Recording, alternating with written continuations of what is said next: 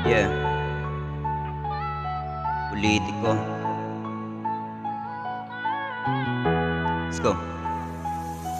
Tapos na nga ang botohan, kamusta kalagayan nyo? Sana naman ay matupad lahat ng pinangako nyo. Hindi lang puro salita, sana naman ay may gawa. Dahil lahat ng Pilipino'y umaasa sa inyo na ang bayan ay umunlad sa kahirapan umangat. At sana hindi masira aming tiwala na tapat, dahil ang dami nyong pangako. Kung tumatakbo kayo, nagagawang magmakaawa, sana ay iboto nyo.